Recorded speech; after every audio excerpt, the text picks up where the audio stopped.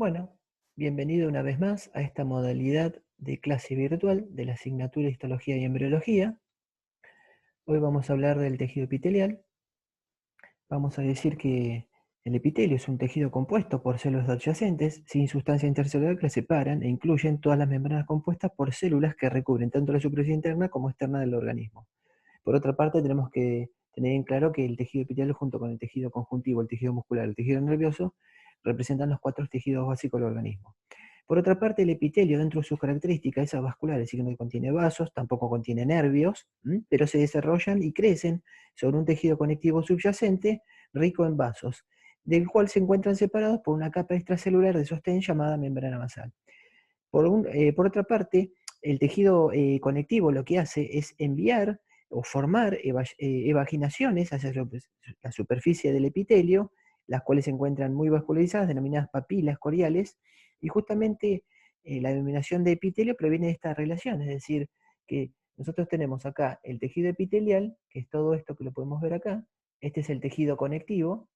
Vemos que la separación entre lo que sería el tejido conectivo y el tejido epitelial, acá se encontraría la membrana basal. Bueno, acá no podemos verlo en este preparado, pero quiero dejar en claro que el tejido conectivo lo que hace es enviar estas proyecciones justamente hacia la superficie del epitelio, las cuales se llaman papilas coriales, y de ahí surge justamente el término de epitelio. La palabra epi significa sobre y telio papila.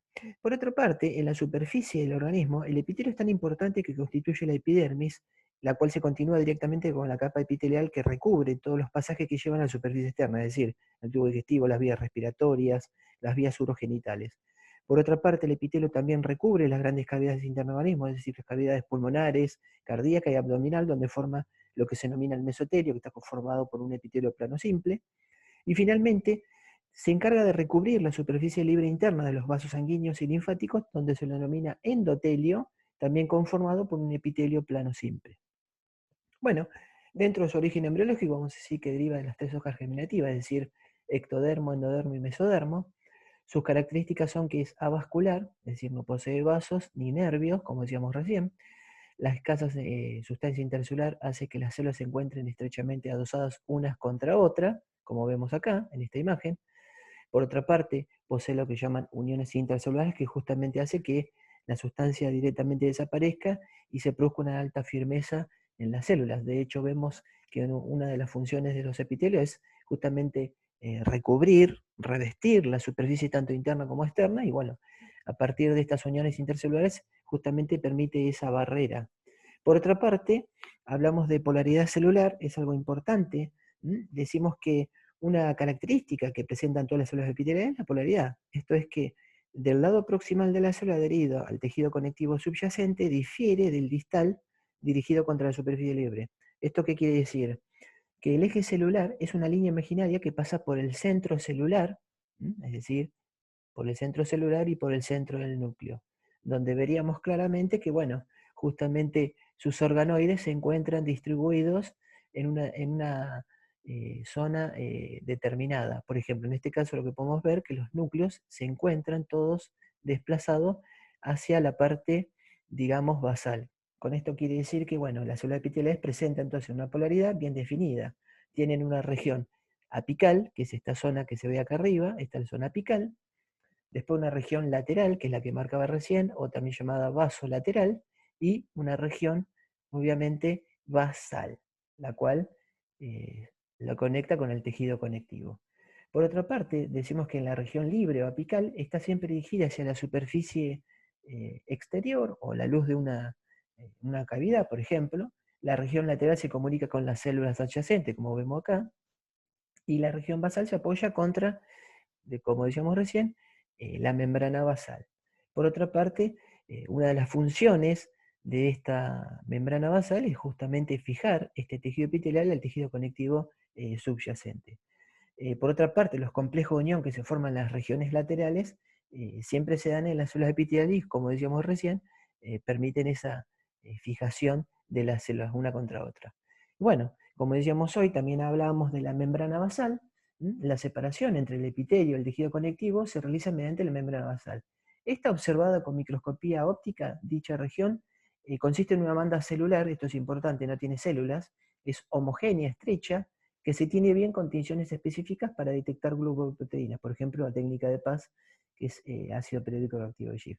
Ahora, si se la examina con microscopía electrónica, la membrana basal está constituida básicamente por dos zonas o regiones, una lámina basal y una lámina reticular, que después lo vamos a ir viendo. Bueno, y volviendo a esta imagen, lo que podemos presenciar acá, justamente es un preparado de vesícula biliar, donde se puede observar una capa de células cilíndricas altas uniformes, acá lo vemos, son células columnares altas, los núcleos son ovalados, como podemos ver claramente acá en este lugar, desplazados hacia la basal, y el citoplasma es eosinófilo muy claro. Además se observa en la superficie luminal de dichas células la presencia de numerosas microvellosidades cortas. Por debajo se observa la lámina propia de tejido conectivo laxo, donde podemos ver la presencia de un vaso sanguíneo revestido por un epitelio plano simple denominado endotelio, como decíamos hoy. Bueno, dentro de las funciones de los epitelios hablamos que protegen contra el daño mecánico, evitan la evaporación, evitan la entrada de microorganismos, absorción, secreción, transporte de sustancias, y obviamente actúan como receptores de estímulos sensoriales. Continuamos. Clasificación general, bueno, se clasifica dentro de los epitelios como epitelios de revestimiento, cuando recubren tanto superficie interna como externa del organismo y órganos huecos. También obviamente pueden formar glándulas, las cuales se encargan de producir justamente un producto determinado de secreción, y como decíamos hoy, podemos encontrar los denominados neuroepitelios con funciones de receptores de actividad sensorial. Bueno, acá vemos la clasificación dentro del epitelio de revestimiento. Lo podemos clasificar según la cantidad de capas celulares en simple, cuando presenta una sola capa, o estratificados, cuando presenta dos o más capas. También, en base a la forma de las células, las mismas pueden tener forma plana, cúbica o cilíndrica. Acá vemos ejemplos de epitelio de revestimiento simple. Acá vemos el caso del epitelio plano simple, cúbico simple, cilíndrico simple y el cilíndrico pseudoestratificado. Bueno, el epitelio plano simple vemos claramente como la célula fusiforme alargada, el núcleo se encuentra en la parte más engrosada de dicha célula. Obsérvese que en la parte lateral es afinada y se une a otra célula vecina. Un ejemplo de esto, como decíamos hoy, por ejemplo, en donde veíamos revistiendo la capa interna de los vasos sanguíneos, denominada endotelio. El epitelio cúbico simple, vemos que las células son cuadradas, prismáticas, el núcleo redondo, central. Un ejemplo de esto lo encontramos a nivel, por ejemplo, de la glándula tiroides, los folículos tiroideos. Vemos el epitelio cilíndrico simple, obsérvese las células columnares, los núcleos ovalados desplazados hacia la parte basal, es decir, acá se encuentra la membrana basal y esto sería el tejido conectivo. Ocasionalmente se pueden recubrir de algo que llaman cilias, microvellosidades, etc. Y en este caso, esto es característico de este epitelio cilíndrico simple, por ejemplo, a nivel del estómago, intestino delgado, etc. Otro ejemplo que podemos encontrar como epitelios de revestimiento simple es el pseudoestratificado cilíndrico ciliado, donde vemos la presencia de una célula o glándula caliciforme. Obsérvese que todas las células se encuentran apoyadas contra la membrana basal, pero no todas llegan a la superficie. Y vemos que hay algunas células que son más bajas, anchas contra la base, y terminan justamente en la parte media del epitelio, en contraposición con esta célula que, por ejemplo, vemos que es ancha en la parte superior y angosta en la parte inferior. Con lo cual vemos que los núcleos se encuentran interdigitados a distintas alturas y parecería ser estratificado sin serlo. Con lo cual, la palabra pseudo significa falso estratificado. De ahí surge justamente la palabra. Un ejemplo de este tipo de epitelio lo encontramos a nivel de las vías respiratorias, por ejemplo. Bueno, encontramos epitelio de revestimiento estratificado, dentro de ello encontramos el epitelio plano estratificado, que puede haber queratinizado o no queratinizado. Al no queratinizado se le suele denominar escamoso, el cual se encuentra conformado por tres estratos, uno que se encuentra apoyado contra la membrana basal, que es el estrato basal. Después le siguen varias hileras de células, que es el estrato intermedio, son células poliédricas irregulares, y finalmente se observa que la hilera superficial de células son planas totalmente, se llama estrato superficial. Un ejemplo de esto lo podemos encontrar, por ejemplo, en la cavidad bucal. En cambio, el epitelio queratinizado consta de 4 estratos, un estrato basal apoyado contra la membrana basal, conformado por células cúbicas o cilíndricas bajas. También se le llama estrato germinativo. Le siguen varias hileras de células poliédricas, la palabra poli mucho, edro aislado, conformado por un estrato espinoso, un estrato granuloso, y finalmente en la parte superficial encontramos el estrato córneo, donde vemos que las células finalmente pierden el núcleo y se descaman como una escama eosinófila justamente hacia la superficie. Un ejemplo de esto es la piel, por ejemplo. Después podemos encontrar algunos casos que son muy raros en el organismo, como por ejemplo el epitelio cúbico estratificado o el epitelio cilíndrico estratificado. Obsérvese que en el caso del epitelio cúbico estratificado, un caso de estos, por ejemplo, lo podemos encontrar en determinadas conductos de excreción, por ejemplo, de las glándulas sudorípadas, que está conformado por 2 capas de célula. Siempre la capa más superficial en los epitelios estratificados es la que le suele dar el nombre a dicho epitelio. En este caso, el epitelio cilíndrico, porque vemos que la capa superficial son células cilíndricas, estratificado porque tiene varias capas, con las mismas características, es decir, las células que se encuentran con la membrana basal son cúbicas, después le siguen algunas hileras de células poliédricas y finalmente tienden a ser cilíndricas. Un ejemplo de esto lo encontramos, por ejemplo, en conductos excretores de ciertas glándulas de gran tamaño. Y después encontramos un epitelio característico, también llamado de transición o urotelio, porque lo encontramos con exclusividad justamente en lo que sería el aparato urinario. Se observa que este epitelio, que aparece solamente en las vías urinarias excretoras, se lo denomina, como decíamos recién, urotelio, con un espesor que puede aumentar de 2 a 3 capas células, por ejemplo en los cálices y la pelvis, hasta 6 o 8 capas, por ejemplo, en la vejiga. El mismo puede, dependiendo del estado, justamente estar contraído o no, y de ello, bueno, vamos a observar la cantidad de células. Una característica de este epitelio, de que las células más superficiales son convexas, algunos autores refieren que pueden ser inclusive hasta binucleadas, con membranas o sea, no dobles, sino triples, inclusive. Obsérvese que todas las células se encuentran apoyadas contra la membrana basal.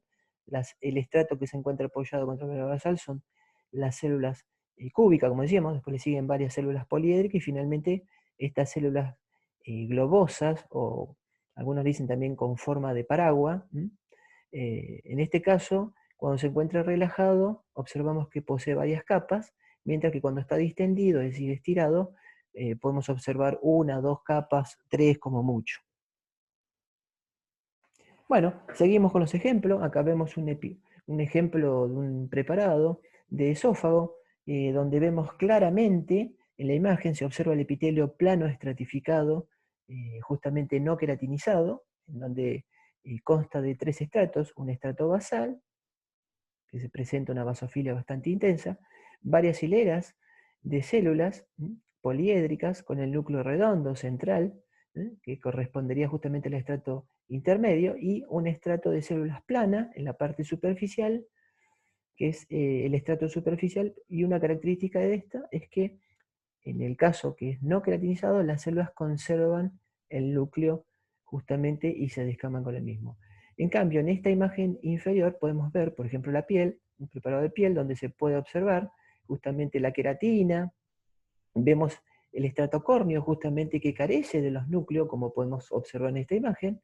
Después le sigue el estrato granuloso, varias capas conformando el estrato espinoso, y finalmente el estrato basal, como decíamos hoy, apoyado contra la membrana basal, característica, donde vemos que también se le llama germinativo porque se producen básicamente, se dice que se producen las divisiones en este estrato, y las células generalmente suelen ascender hasta que finalmente se descaman. Mientras que acá podemos observar un epitelio cilíndrico pseudoestratificado ciliado, característico por ejemplo de la tráquea, donde vemos los núcleos ubicados a distinta altura. Una característica de esto, vemos que todas las células están apoyadas contra la membrana basal, pero no todas llegan a la superficie. Así que vemos células más altas interdigitadas con algunas células más bajas, como por ejemplo podemos ver acá, esta célula baja, que está apoyada contra el basal, pero llega hasta la parte media. Obsérvese que tiene una característica que son las cilias. Estos epitelios característicamente se relacionan con lo que es la movilización, por ejemplo, de mucus, ¿sí? Y característicamente pueden aparecer alguna que otras células denominadas caliciformes, que después vamos a verlo, como por ejemplo esta célula que se ve acá. Continuamos. Especialización de membrana de la superficie libre apical. Dentro de ellas encontramos los que se llaman microvellosidades, cilios, estirocilios y flagelo. Básicamente las microvellosidades lo que hacen es contribuir a la absorción de sustancias en la cavidad intestinal, por ejemplo, donde se lo denomina chapa estriada, o a nivel de los túbulos renales, donde se lo denomina justamente borde en cepillo. Acá vemos justamente esa estructura, que es justamente ese ribete o borde en cepillo característico. Acá vemos la presencia, bueno, lo que no veíamos hoy, de una célula caliciforme o glándula caliciforme, que después lo vamos a ir viendo. Después encontramos también lo que son los cilios. Acá vemos los cilios, la presencia de los cilios, en el caso, por ejemplo, del epitelio traqueal. Son prolongaciones finas, y bueno, numerosas, generalmente móviles, situadas en la superficie libre de la célula. Característicamente lo encontramos en el aparato respiratorio, en la tráquea, bronquio, etc. Bueno, la función, como decíamos hoy, movilizan el moco mediante oscilaciones rítmicas y rápidas. También, bueno, podemos encontrar lo que son los estirocilios, que son también microvellosidades largas, pero son inmóviles. Estas las encontramos en el epididimo, en la cóclea, etc. Y el caso del flagelo lo podemos encontrar en una célula, como por ejemplo el espermatozoide, que le da movilidad, por ejemplo. Bueno, especializaciones de la membrana lateral, donde vemos justamente la zona de occludens, adherens, los desmosomas, la unión nexo y hemidesmosoma. Bueno, acá vemos inmediatamente por debajo de la zona luminal, vemos la zona occludens. La palabra está formada justamente por un cierre que ocluye dichas células, porque esto es una célula epitelial, acá vemos otra. Por debajo de la misma encontramos la zona adherens, que actúa como si fuera un cierre alrededor de la célula, ¿sí? El cual produce un verdadero cierre hermético. Finalmente, reforzando esta estructura, encontramos lo que son los desmosomas, conformado por un hemidesmosoma que aporta cada célula epitelial y conforma justamente el desmosoma completo. Encontramos lo que son los nexos, que son justamente estructuras intercelulares que permiten el pasaje de diversos elementos de una célula a la otra, y de lo cual justamente permiten la celización. Y finalmente lo que son los hemidesmosomas. Vemos como, por ejemplo, en el caso de esta célula epitelial, este hemidesmosoma se conecta al tejido conectivo a través de la membrana basal, justamente por esta estructura. Bueno, acá vemos la ultraestructura de lo que es el desmosoma, vemos la zona luminal, vemos cómo justamente se produce la zona occludens, la zona adherens, vemos cómo divergen ambas membranas, y acá vemos la presencia justamente de lo que sería justamente el desmosoma. Acá lo vemos aumentado, vemos una membrana, una célula epitelial, otra membrana, otra célula epitelial, vemos unas proteínas justamente que unen ambas membranas, que son las caderinas, y justamente vemos las placas de inserción, donde podemos encontrar justamente los filamentos de queratinas, que los mismos eh, provienen del citoplasma, forman como si fuera un lazo alrededor de esa placa de condensación, y se dirige nuevamente hacia el citoplasma. Bueno, membrana basal, vamos a hablar de que la misma se encuentra en el límite entre el epitelio y el tejido conectivo. Es una membrana con permeabilidad selectiva que interviene en la nutrición de los epitelios. Justamente la permeabilidad depende de tres cosas: la carga, la forma y el tamaño de las moléculas que pasan de un lugar al otro. Permite, como decíamos hoy, la adhesión del epitelio al tejido conectivo. También interviene en lo que es la regeneración de los epitelios, en el caso de las heridas. Interviene también la división de las células, etc. Acá vemos la ultraestructura de lo que sería la membrana basal, constituida por una lámina basal de origen epitelial, es decir, que las células epiteliales contribuyen a formar tanto la lámina lúcida como la densa, y finalmente lo que sería la lámina reticular, la cual es de origen conectivo, es decir, del tejido conectivo, donde vemos que encontramos fibrillas de anclajes y también las fibras de reticular. Las fibrillas de anclaje forman esos bucles alrededor de lo que sería la lámina densa, y vemos cómo se entrelazan justamente las fibras reticulares de colágeno tipo 3, por ejemplo. Dentro de estos elementos también encontramos colágeno tipo 4, 8, 7, proteoglucanos ricos en heparansulfato.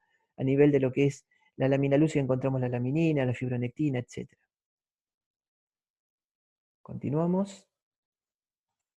Bueno, seguimos con algunos ejemplos de epitelio plano simple. Podemos encontrar a nivel de la capa parietal de la cápsula de Bowman. Acá lo que vemos es justamente el glomérulo renal, el riñón. Vemos justamente el epitelio plano simple. Esta es la capa parietal de la cápsula de Bowman. Después lo que se ve acá es el espacio urinario. Bueno, acá se encontraría lo que sería la capa visceral, donde encontramos una célula que después, más adelante vamos a ver, que son justamente los podocitos. Después encontramos acá, por ejemplo, en esta imagen, el epitelio plano simple del mesotelio, que como decíamos hoy. Obsérvese que las células son aplanadas, delgadas, afinadas. Otros ejemplos donde podemos encontrar, bueno, a nivel del laberinto membranoso, la membrana timpánica, etc. Bueno, seguimos con los ejemplos. Epitelio cúbico simple, lo podemos encontrar a nivel de la superficie libre del ovario, glándula tiroides, plexo coroideo, cápsula cristalina y el epitelio pigmentario de la retina como ejemplos. Acá en este ejemplo que estamos observando son los folículos tiroides de la glándula tiroides, donde vemos claramente las células cúbicas, es decir, formando un epitelio cúbico simple. Esto quiere decir que es una sola capa de células, revistiendo justamente esta luz donde vierten justamente el coloide, y ahí vamos a encontrar la presencia de las hormonas que produce dicha glándula. Continuamos. Ejemplo de epitelio cilíndrico simple. Bueno, en el estómago, intestino delgado, conducto excretor de muchas glándulas, útero, trompa de falopio. También podemos encontrar en los bronquios pequeños, algunas senos paranasales, en el epéndimo, etc. Acá lo que vemos, por ejemplo, la presencia, lo que decíamos hoy, de las vellosidades intestinales, donde vemos claramente la presencia en el centro del tejido conectivo, donde vemos vasos, nervios, un quilífero central, pero lo llamativo de todo esto que son las células absortivas, una de las tantas células que encontramos, porque encontramos células absortivas, caliciformes, células de Paneth, enteroendocrinas, células madres, después, bueno, vamos a ir viéndolo. Vemos un borde birrefringente que corresponde justamente a las microvellosidades justamente de las células absortivas. Una característica de esto es que las microvellosidades permiten aumentar la superficie de absorción unas 20 veces. Eso es importante recordarlo. Además, el plasmalema está recubierto, generalmente, es decir, la parte superficial, por lo que sería justamente un glucocáliz compuesto por una gruesa capa de filamentos en el extremo de la microvellosidad, con lo cual forma una cubierta superficial compacta que se tiñe con un método, por ejemplo, la técnica de Paz. Continuamos. Bueno, ejemplos de epitelio cilíndrico pseudoestratificado. Seguimos con algunos ejemplos que pueden ser ciliados, no ciliados. Bueno, los ciliados, como podríamos ver hoy, por ejemplo, a nivel de la tráquea, donde veíamos justamente, miren esto, estas son las células caliciformes o glándulas caliciformes, que después vamos a hablar de ellas, que liberan moco, mucus, que es una glucoproteína. Vemos el epitelio cilíndrico pseudoestratificado. Obsérvese acá que se encontraría la membrana basal, el tejido conectivo, la lámina propia.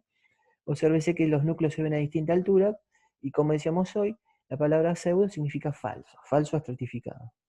Bueno, ejemplos de epitelio plano estratificado en la piel, ya lo hemos visto hoy. Podríamos ver también a nivel de la mucosa oral. Obsérvese que a nivel del estrato basal siempre hay una basofilia bastante marcada o pronunciada.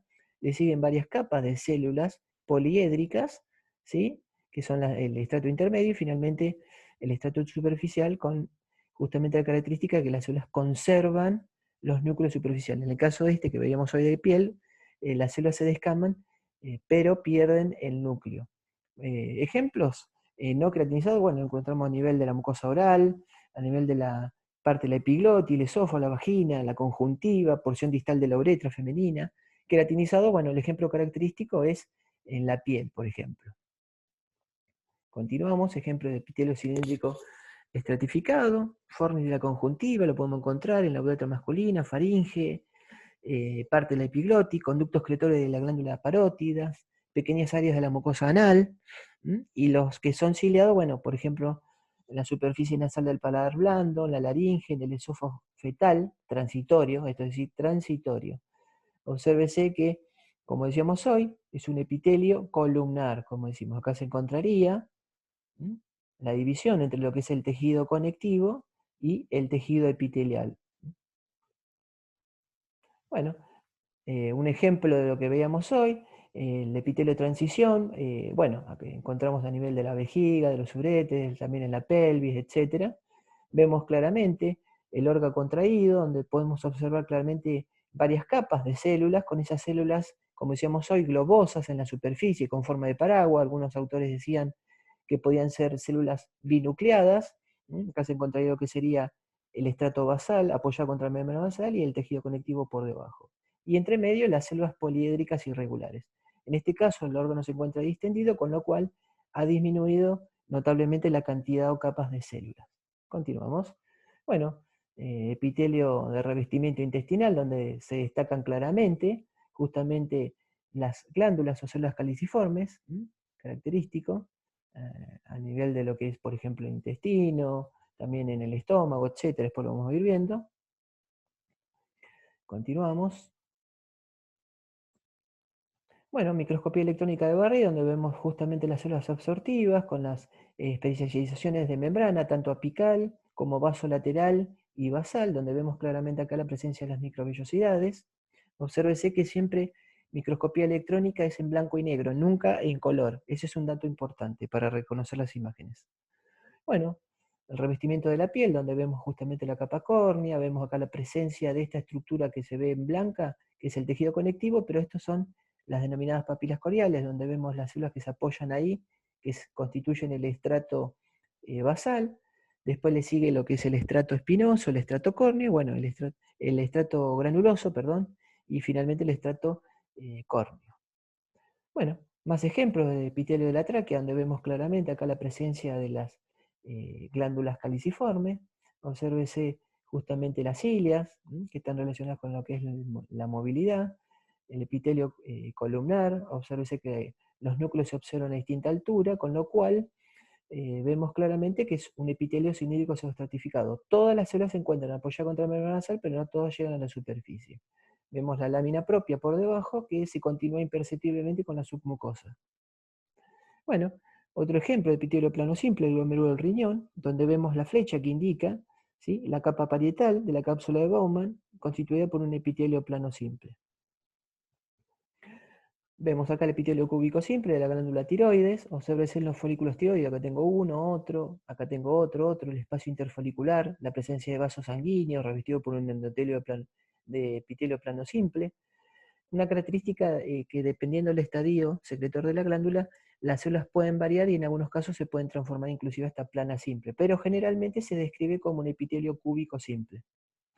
Continuamos. Bueno, epitelio columnar de la superficie uterina, observamos las células altas que están justamente obliterando una luz, como podemos ver claramente.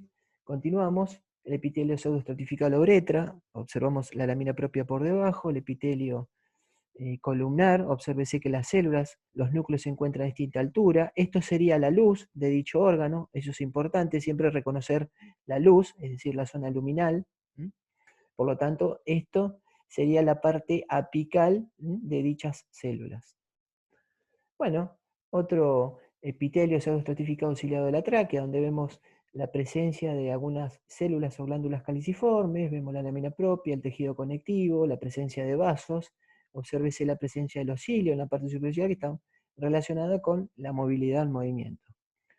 Bueno, epitelio plano estratificado no queratinizado, esto lo podemos encontrar, por ejemplo, en algunas zonas de la cavidad oral, donde vemos la zona de marcación entre lo que es el epitelio y el tejido conectivo.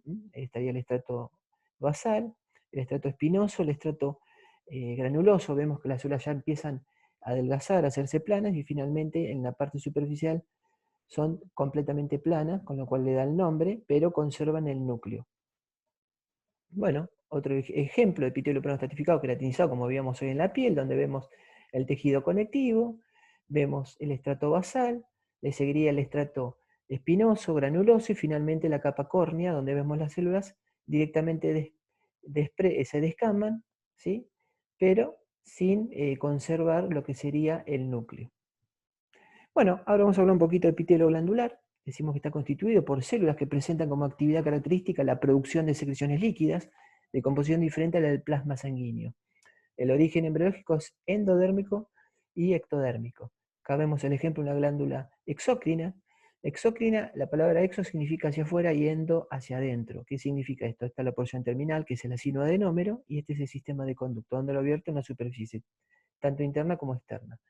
Mientras que la glándula endocrina vierte su producto de secreción, que es una hormona, que es un mensajero químico que viaja a distintas zonas y afecta justamente la función de otras células, justamente viaja a través de la sangre.